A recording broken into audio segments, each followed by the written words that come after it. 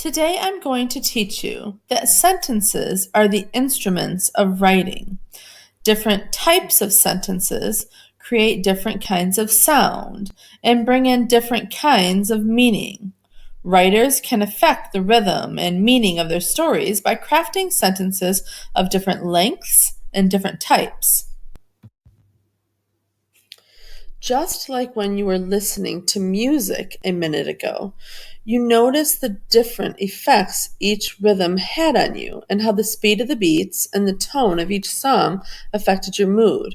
Writing can do that too, on the sentence level. I know you noticed that before now. In sixth grade, I'm sure you probably even noticed the sentences are made up of different lengths. There are short sentences and medium sentences, as well as long sentences, and even very, very long ones. What you might not have noticed, though, is that sentences do more than just share information or parts of a story. They also play a role in the sound or cadence of a piece and in conveying an effect, a mood, or a meaning. Usually, when a sentence is short, it reads very quickly. When there's a bunch of short sentences stacked together in a paragraph, they move the piece along at a faster pace. Sometimes short, choppy sentences are used to build suspense or create tension. If a sentence is longer, it is often read more slowly, so writers often use longer sentences to give more information to the reader, complex descriptions, thoughts, that sort of thing. Or you might use longer sentences to slow down the action. When you are crafting sentences in your writing pieces, you might want to play a bit with the sentence length to both alter the rhythm or way your readers read your writing, and to see if you can make the movement of the story match the movement of your sentences. So let's give this a try together. Let's try some drafting and revision work on the sentence level. You need to have your writer's notebook and your draft handy. We're going to do things a little differently, so you'll need to be ready. First, I'll model, and then I'll give you a chance to try with your work. As we go through this activity, I'm going to ask you to locate sentences from your draft to experiment with, so you'll need to have everything ready. Pause the video, make sure that you have your writing notebook and your draft in front of you. I'm going to go to the beginning of the story where Esmeralda is watching some of the cool kids at the party try some dangerous stunts. There's the part where the kids are climbing up on a step stool balanced on the dining room table to reach the chandelier and then try to swing on it. Let me just lift a single sentence from that section. James climbed up onto the table and started to make his way to the step stool. There's a lot of information here in this sentence, which is good, but because it's a longer sentence, it slows down the action. Did you hear that? Let me read it again for effect. James climbed up onto the table and started to make his way to the step stool. Also, I want it to be clear to the reader that in one quick motion, James climbed without thinking. If I break this one sentence into a few shorter sentences, I bet I can get things to speed up, and readers will see how impulsive this kid James is. James clambered onto the table. He jumped onto the stool. It wobbled. He shimmied. Then he went for it. He reached for the chandelier.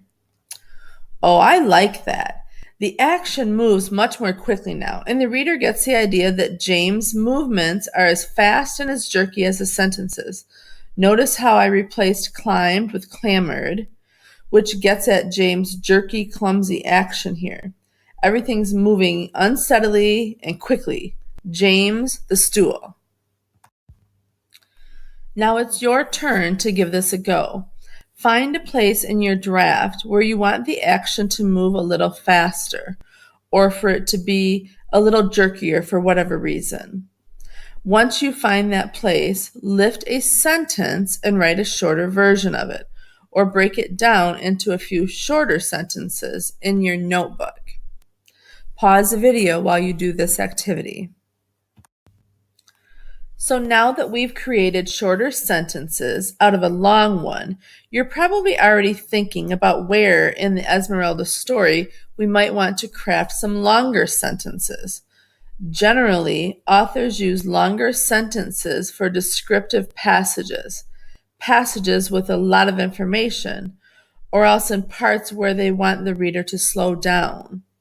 This might be a part that provides important information that the reader needs to pay attention to, or it could be a beautiful part that invites readers to linger, or it could just be a part where timing in the story has slowed down, like a slow motion in a movie. Or sometimes a writer will create sentences that are uncomfortably long to show a character's or a situation's discomfort.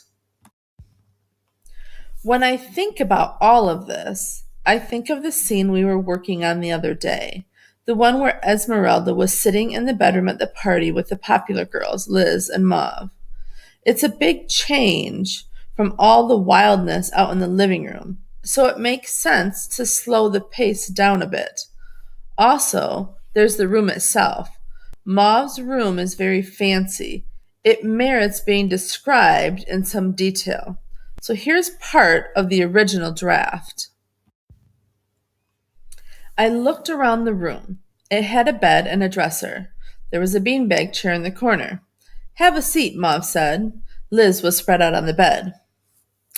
So it's fine. It describes a bit, but not in great detail, and not in a way that distinguishes this room as fancy. And the rhythm is not significantly different from that of the first scene. Let me try to revise, this time working to make some of the sentences longer by adding phrases, clauses, that sort of thing. I looked around the room, trying not to stare too long at any one thing.